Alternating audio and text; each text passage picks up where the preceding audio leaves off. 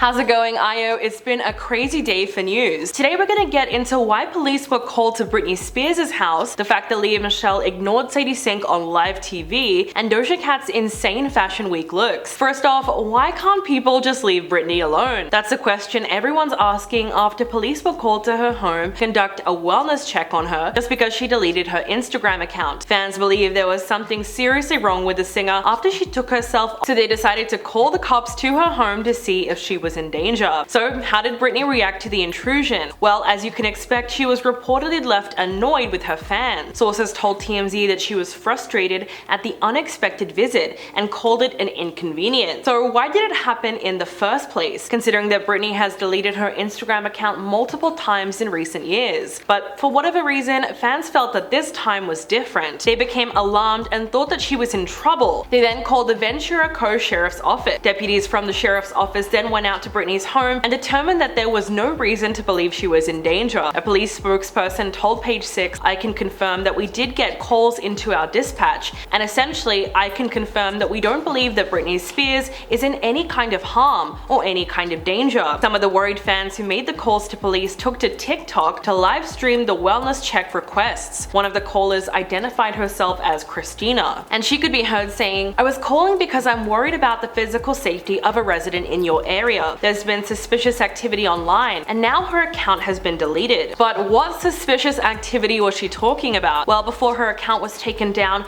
Britney posted a photo of a car and a lengthy caption where she wrote, "Sucks to be me. Giving someone I love my everything only gives me the dagger in my heart." Last week, she also posted vintage photos with her ex-boyfriend Justin Timberlake that were taken nearly 22 years ago. In July of 2001, the former couple competed in the Challenge for the Children charity basketball game in Las Vegas, where they wore matching Knights jerseys with the words Stinky and Pinky on the back. She captioned the post saying, "When we used to shoot hoops together, that's when miracles happened," which kinda seems like she was reminiscing about her romance. But the rest of the caption gets a little concerning. She wrote, "I came out of my mom's stomach just like we all did, so why always cast me out?" Britney also made some strange posts about her sons 16-year-old Jaden and 17-year-old Preston. They seem to have a really strained relationship with their mother, and they didn't even attend her wedding. Last September, Jaden sat down for a bombshell interview with ITV News, where he claimed that if he and his brother did attend her wedding, it would not end on good terms. After the interview came out, Britney made a post on Instagram saying, "It deeply saddened me to know his outcry of saying I wasn't up to his expectations of a mother. If you could pause for a second, remember where you came from. I hope you can look in the mirror and remember." She also posted some distressing voice recording where she could be heard saying,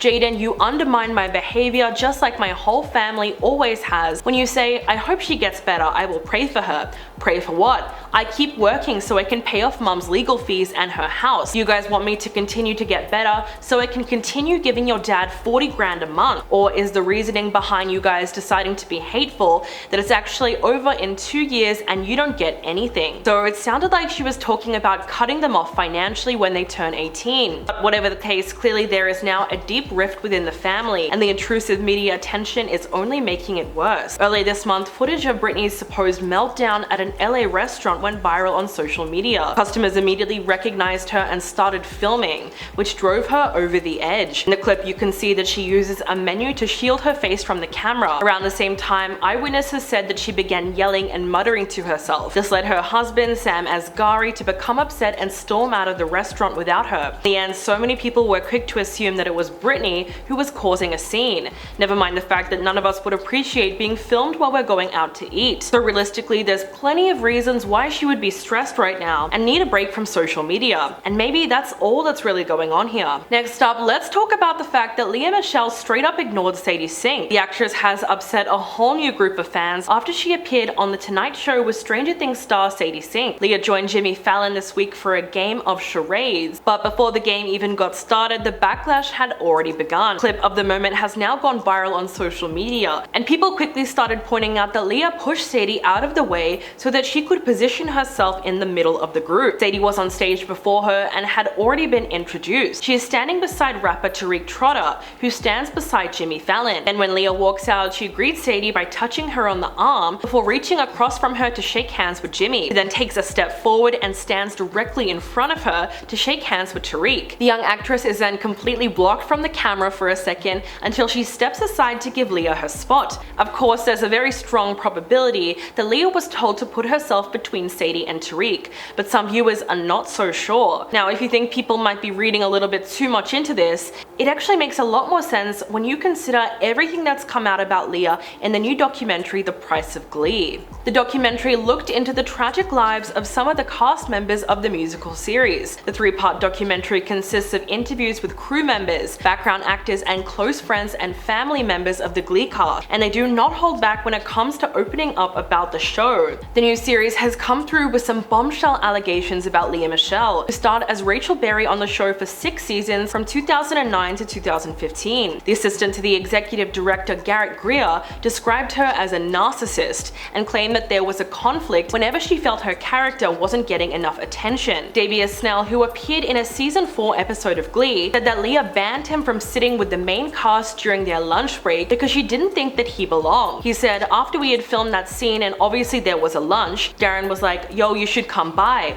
All the cast members will probably sit down. And I was like, alright, cool. I was there maybe 10 minutes and then I got pulled by somebody on set. This person allegedly told him that someone specifically at that table didn't want him sitting there because they didn't feel like he belongs with the rest of the group. Davia asked a crew member if Lea was the culprit, and he says that they made a wincing face and nodded. He went on to say, like, wow, I really just got pulled off because of my status on the show. I've never really experienced anything like that, even in a high school setting. Then we have Naya Rivera's dad, George, who also says that Lea was the only person that his daughter had trouble with at work. In fact, he claims that they hated each other, and Naya was briefly let go from Glee after she complained about Lea to the production. The Price of Glee also explores the tragic passing of Corey Monteith and his relationship with Lea Michele. The two of them started dating in 2012 and stayed together until his death in 2013.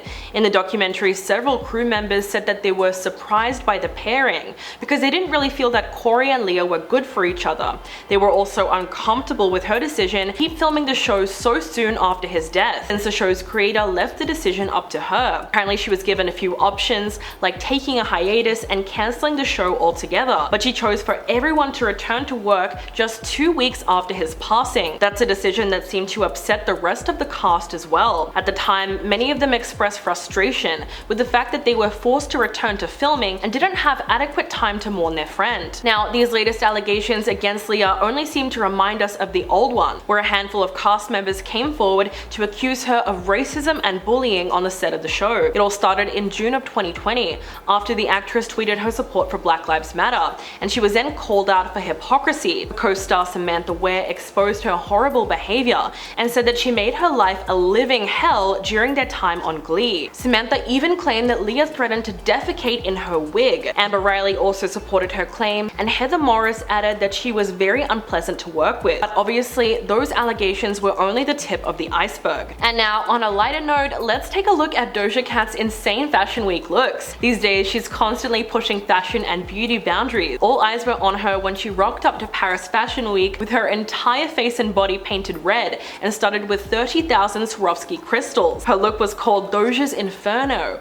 and apparently it took more than 5 hours to apply. According to celebrity makeup artist Pat McGrath and her team of professionals, they painstakingly hand-placed each crystal onto Doja's skin. First, her hair was covered in caps, then her skin was painted red, before crystals and gold dust were applied to her body. Obviously, it was a lengthy process, but the payoff was clearly worth it. Not only did she stick to the theme of Dante's 9 circles of hell, but she looked like a life-size ruby. Of course, her outfit was an integral part of the final look's impact. Doja wore a strapless red mini dress that featured a sharp bust and a heavily beaded skirt. The dress's skirt gave the same visual effect as the body crystals, creating the illusion that the dress was just a continuation of her body. The back of it came with a long red train that she wore around her arm. For shoes, Doja wore knee-high red Schiaparelli boots with their signature toe outline. For accessories, she wore a huge pair of red and gold gem statement earrings and played into the no necklace trend we've been seeing on the red carpet recently. Before her crystal red outfit, the singer served another mind-blowing look at Paris Fashion Week. On Wednesday, she channeled Salt Bae for the Victor and Rolf show. She stepped out in a masculine outfit complete with a goatee, a fake curly mustache, and eyebrows. The look was wrapped up with a pair of eyeglasses. She paired everything with a camel-colored pinstripe coat and pant combo layered over a green striped shirt with a starched collar. But really, the craziest craziest part of all of this was that she shaved off her eyebrows and replaced them with fake lashes. Why? Well, Doja told Nylon that she heard some fans were disappointed that she didn't have lashes on top of the crystals in her previous outfit. She said, "So today I gave them lashes. I hope they're happy, and I just want to make people happy." What an icon. Next up, she arrived at Valentino in a glamorous all-black outfit that showed off her midsection. She topped this look off with a long fringe wig and bleached eyebrows, which is actually a new trend that's been taking Hollywood by storm. For her next appearance, Doja rocked an 80s blue leather dress, which was belted at the waist. She paired this with a matching blue PVC trench coat for the Jean-Paul Gaultier show. Of course, what really helps pull off a lot of these looks is the fact that she's rocking a buzz cut. Last year, Doja underwent a major transformation and debuted her striking new look on Instagram. The 27-year-old revealed to her followers that she never liked having hair, so she decided to get rid of it completely. And while she was still on camera, she picked up a razor and shaved off her eyebrows too. She said, "I just can't believe that it took me this long to be like, shave your effing head. I feel like I was never supposed to have hair anyway. I don't like having hair. I never liked having hair." She went on to say that she felt exhausted when working out while wearing wigs, which would start sliding and peeling off of her head, which meant that she was concentrating more on her wig placement than working out. And she even called her experience wearing wigs an effing nightmare. In the end, Doja decided that she was over it and she's happier now that she doesn't have to worry about her hair. And the fact that she's still rocking a buzz cut shows everyone that she made the right decision. Well, that's all the news that we have for today. Please let me know what you think in the comments below, and I'll catch you in the next video.